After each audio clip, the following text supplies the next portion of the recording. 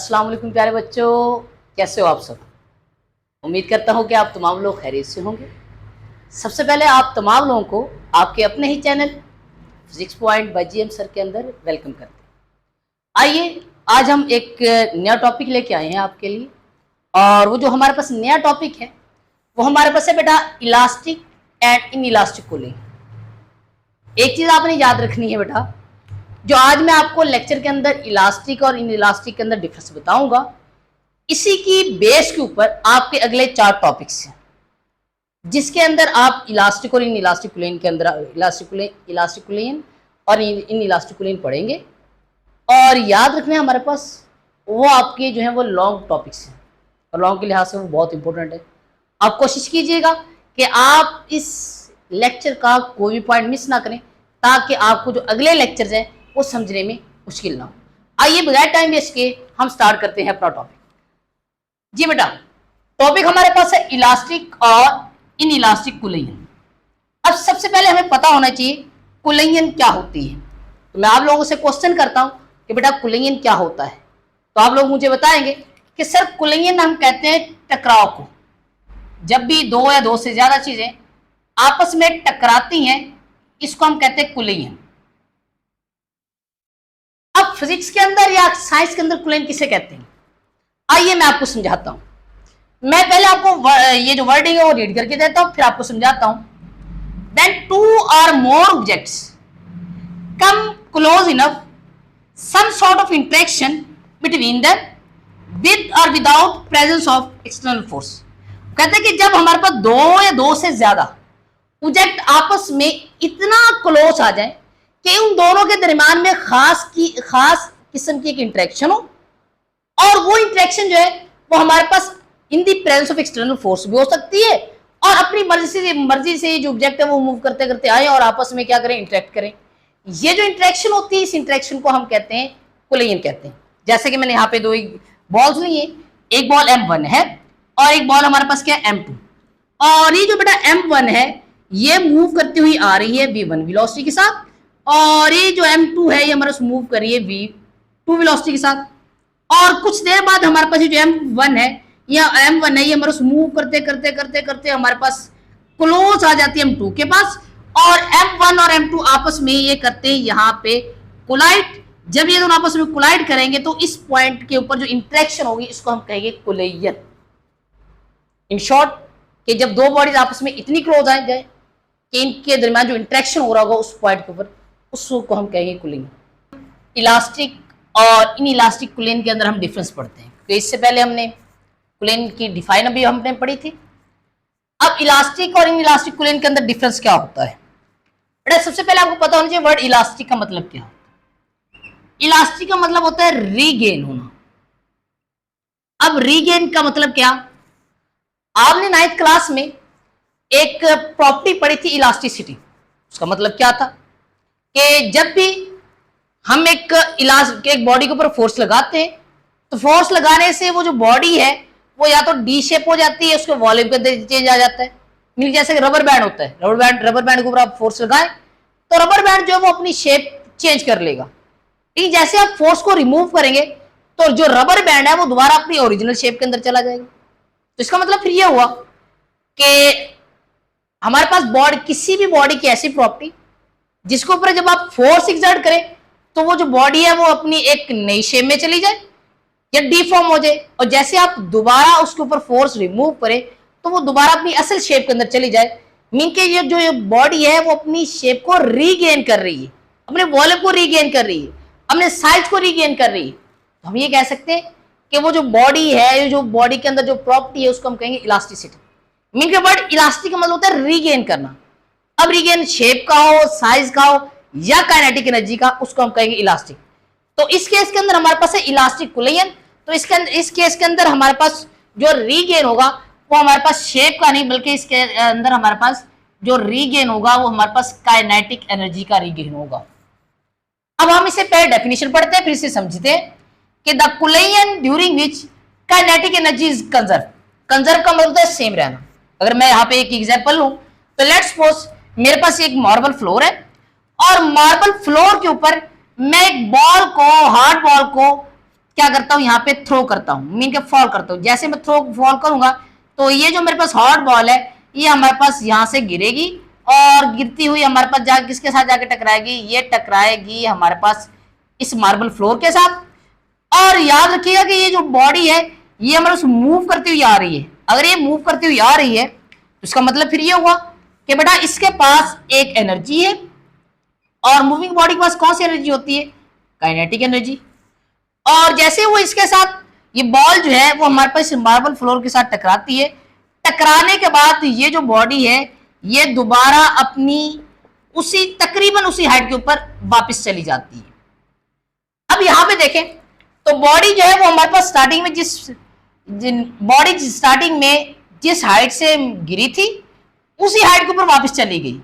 Body का उसी height पे वापस जाना हमें यह बताता है कि बॉडी जिस इनिशियल काइनेटिक एनर्जी से आकर टकराई थी, बॉडी जो है वो उसी काइनेटिक एनर्जी से वापस चली गई है। अब याद रखना कि हमारे पास कुलेन के बाद बॉडी के बाद जो काइनेटिक एनर्जी आती है उसको हम कहते हैं फाइनल काइनेटिक एनर्जी। एक बॉडी का एक खास हाइट से जाके जमीन से टकराना मार्बल फ्लोर से, और टकरा के दोबारा उसी हाइट के ऊपर वापस जाना, हमें यह शो करता है कि बॉडी जिस काइनेटिक एनर्जी से आके टकराती है उसी के हमारे पास काइनेटिक एनर्जी से वापस चली जाती है। इसका मतलब है कि बॉडी के पास काइनेटिक एनर्जी के अंदर कोई लॉस ही नहीं हुआ।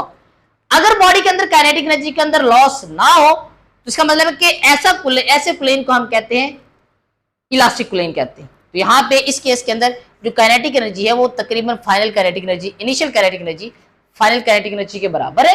तो इसका मतलब है काइनेटिक एनर्जी जो इनिशियल थी वही फाइनल काइनेटिक एनर्जी है, तो काइनेटिक एनर्जी के अंदर कोई चेंज नहीं आया, तो ऐसे कुलेन को हम क्या कहेंगे, इलास्टिक कुलेन कहेंगे। डेफिनेशन वही, the collision during which kinetic energy is conserve का मतलब होता है कि काइनेटिक एनर्जी सेम रहना, चेंज ना होना। तो ऐसे इस कुलेन के अंदर काइनेटिक एनर्जी जो है वो सेम है, चेंज नहीं हो रही, तो ऐसे कुलेन को हम इलास्टिक कुलेन कहेंगे। और ये हम ये भी कह सकते हैं कि जो हमारे पास इनिशियल काइनेटिक एनर्जी है, इनिशियल काइनेटिक एनर्जी जो है वो ऑलमोस्ट बराबर है फाइनल काइनेटिक एनर्जी की।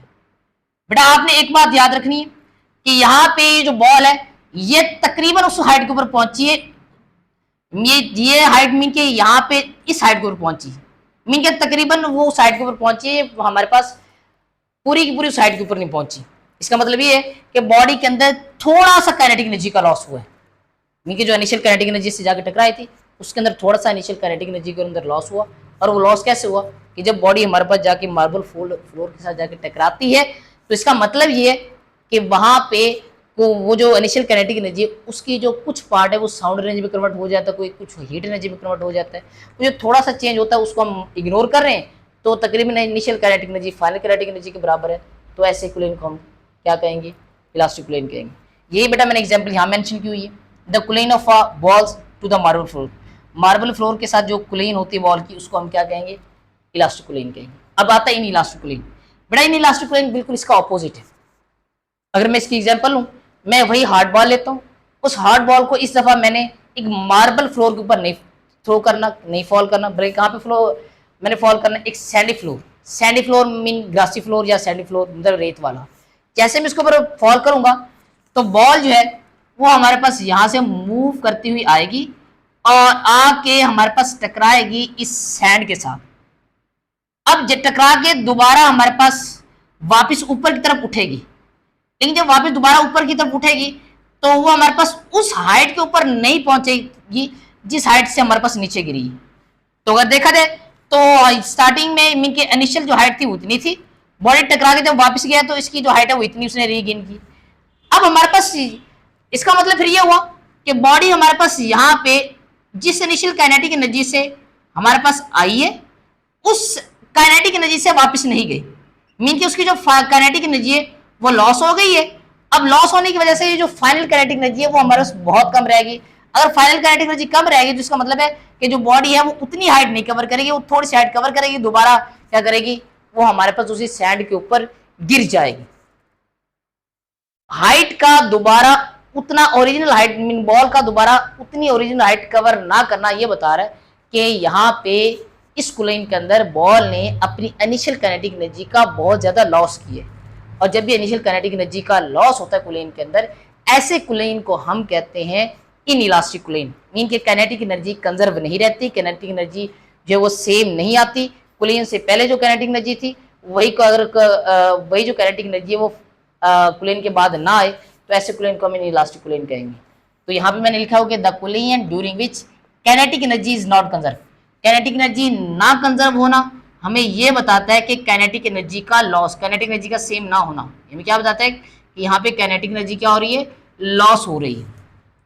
और आपने यहाँ पर एक चीज याद रखनी कि यहाँ पे जो इनिशियल काइनेटिक एनर्जी है इस केस के अंदर, बेटा जी इनिशियल काइनेटिक एनर्जी हमेशा ग्रेटर देन होगी फाइनल काइनेटिक एनर्जी की। क्योंकि यहाँ पे देखें तो ये हमारे पास जो बॉडी वो ज्यादा हाइट से नीचे आ रही है, तो समझ लो इसके पास ज्यादा काइनेटिक एनर्जी थी। अब यहाँ पे बॉडी ने काइनेटिक एनर्जी लॉस की, उसके बाद इतनी काइनेटिक एनर्जी नहीं थी वो दोबारा उसी हाइट के ऊपर जा सकती, तो इसका मतलब उसकी काइनेटिक एनर्जी लॉस हो गई। अब मैंने यहाँ पर इसकी एग्जाम्पल भी यही मेंशन की है, the collision of a ball to the sandy floor या ग्रासी फ्लोर, बॉल का किसी ग्रासी फ्लोर या सैंडी फ्लोर से कोलाइड होना, ये हमारे पास कहलाता है। बेटा अभी हम स्टडी करेंगे बिहेवियर ऑफ बॉल। याद रखिएगा कि पेपर में शॉर्ट क्वेश्चन आता है, difference between elastic and inelastic कुलियन and also explain the behaviour of ball on the basis of elastic and inelastic कुलियन। ये वैसे मैंने आपको एक्सप्लेन कर दिए, लेकिन आपको एक दफा मैं रीड करके बता देता हूं कि when ball drop on to the marble floor it will rebound to very initial height. मैंने आपको बताया है अभी थोड़ी देर पहले कि जब भी एक बॉल को आप फॉल करते हो किसके ऊपर, एक मार्बल फ्लोर के ऊपर, तो वो जो बॉल है वो हमारे पास इनिशियल हाइट के ऊपर दोबारा तकरीबन वापस आ जाती है। वो किस वजह से वापस आती है, ड्यू टू इलास्टिक कुलियन, क्योंकि वहां पे काइनेटिक एनर्जी का लॉस बहुत कम होता है, ऑलमोस्ट ना होने के बराबर होता है। और यहाँ पे इसी बिहेवियर ऑफ बॉल को हम डिस्कस करेंगे इन इलास्टिक कुलियन के अंदर। वो क्या होता है, when ball drop on to the sandy floor it will never reach to the initial height due to inelastic collision. Mean कि आप एक बॉल को किसी सैंडी फ्लोर या ग्रासी फ्लोर के ऊपर फॉल करें तो वो जो बॉल है वो हमारे पास कभी भी अपनी इनिशियल हाइट के ऊपर नहीं पहुंचेगी। क्यों नहीं पहुंचेगी, क्योंकि वहां पे बॉल की काइनेटिक एनर्जी का काफी सारा लॉस हो जाएगा, और वो लॉस जब भी हमारे पास कुलियन के अंदर बॉडी की काइनेटिक एनर्जी के अंदर लॉस हो जाए उसको हम कहते हैं इनइलास्टिक कुलियन। जिसका मतलब है कि यहाँ पे जो बॉल है वो कभी भी अगर इनिशियल हाइट के ऊपर नहीं पहुंचती, किस वजह से नहीं पहुंचती, ड्यू टू इनइलास्टिक कुलियन। अब यहाँ पे एक बात याद रखिएगा, ये आपके एमसीक्यूज के लिए और आगे लॉन्ग के लिए बड़ी इंपॉर्टेंट है कि ये जो बस टोटल मोमेंटम होता है और टोटल एनर्जी जो होती है पूरे कुलियन के अंदर, चाहे फिर वो इलास्टिक हो या इनइलास्टिक हो, total momentum of a system या total energy of a system, वो हमारे पास दोनों केसेस के अंदर सेम रहती है, कंजर्व रहती है, वो चेंज नहीं होती। मैं यहां मेंशन किया हुआ है इन द बोथ कुलियंस, दोनों कुलियंस के अंदर total momentum of a system and total energy of a system remain conserve, mean के डू नॉट चेंज। अभी हम परफेक्टली इलास्टिक कुलियन और परफेक्टली इनइलास्टिक कुलियन के बारे में डिस्कस करते हैं। इलास्टिक कुलियन के बारे में अभी हमने डिस्कस किया कि ऐसा कुलियन जिसके अंदर काइनेटिक एनर्जी तकरीबन लॉस ही नहीं होती। मैं यहाँ पे वर्ड यूज करो, तकरीबन ऑलमोस्ट लॉस नहीं होती, इसको हम कहेंगे परफेक्ट इलास्टिक कुलियन। और जहां पे हमारे पास जो काइनेटिक एनर्जी है वो तकरीबन लॉस हो जाती है उसको हम कहते हैं इनइलास्टिक कुलियन। अब परफेक्ट का मतलब होता है बिल्कुल हर लिहाज से चीज जो मुकम्मल हो। अब यहाँ पे देखा जाए तो ये जो परफेक्ट इलास्टिक कुलियन है ये ऐसा कुलियन होगा जिसके अंदर काइनेटिक एनर्जी का बिल्कुल भी लॉस ना हो। हकीकत में वैसे ये आइडियल केस है, इसमें ऐसा पॉसिबल ही नहीं है कि काइनेटिक एनर्जी का बिल्कुल भी लॉस ना हो, क्योंकि जब भी दो चीजें आपस में इस तरह टकराएंगी तो उनके दरमियान साउंड एनर्जी भी प्रोड्यूस होगी और थोड़ी सी डिफॉर्मेशन भी होगी या हीट भी प्रोड्यूस होगी। इसलिए हमारे पास हकीकत में हमारे पास जो है वो परफेक्टली इलास्टिक कुलियन पॉसिबल नहीं है। लेकिन इसका हम आइडियल केस इसका हम देखते हैं कि in the ideal case when no kinetic energy loss, ऐसा आइडियल केस जिसके अंदर काइनेटिक एनर्जी बिल्कुल भी लॉस ना हो, the collision is said to be perfectly elastic collision. और इसकी हमारे पास एग्जांपल ये आएगी, the collision of ideal gas molecule in a enclose container. एक इनक्लोज कंटेनर के अंदर जो हमारे पास गैस के मॉलिक्यूल्स होते हैं उनका जो कुलियन होता है आइडियल गैस मॉलिक्यूल्स का, उसको हम कहते हैं इलास्टिक, परफेक्टली इलास्टिक कुलियन। वहां पर भी आइडियल गैस है और यहाँ पर भी हम आइडियल गैस केस ही ले रहे हैं। तो आइडियल केस हमारे पास हकीकत में पॉसिबल नहीं होता, सिर्फ हम समझने के लिए कह सकते हैं। और यहाँ पे हमारे पास है परफेक्टली इनइलास्टिक कुलियन। इनइलास्टिक के अंदर हमारे पास काइनेटिक एनर्जी लॉस हो जाती थी। इसका मतलब फिर ये हुआ कि हमारे पास परफेक्टली इन इलास्टिक कूलेंट के अंदर जो काइनेटिक एनर्जी है वो सारी की सारी लॉस हो जाएगी। जैसा कि मैं ये काम करूं कि मैं यहां पे एक मट्टी की बॉल ले लूं, जिसे हम गारा कहते हैं, मड, या आटे की बॉल बना लूं, चपेड़ा कहते हैं। उस आटे की बॉल को या मड को मैं क्या करूं, पकड़ूं और पकड़ के दीवार के ऊपर थ्रो करूं। जैसे बेटा मैं थ्रो करूंगा, वो जो सारी की सारी बॉल जिस इनिशियल काइनेटिक एनर्जी से जाएगी वो जाके उस दीवार के साथ चिपक जाएगी, स्टिक हो जाएगी, वो दोबारा काइनेटिक उसी काइनेटिक एनर्जी से वापस नहीं आएगी। मतलब वहां पे जो काइनेटिक एनर्जी है वो सारी की सारी लॉस हो रही है। तो इस किस्म के कूलिंग को हम कहेंगे perfectly inelastic collision. When there is a total loss of kinetic energy, ऐसा कूलिंग जहां पे total loss of kinetic energy हो, इस तरह के कूलिंग को हम कहते हैं परफेक्टली इलास्टिक कूलिंग।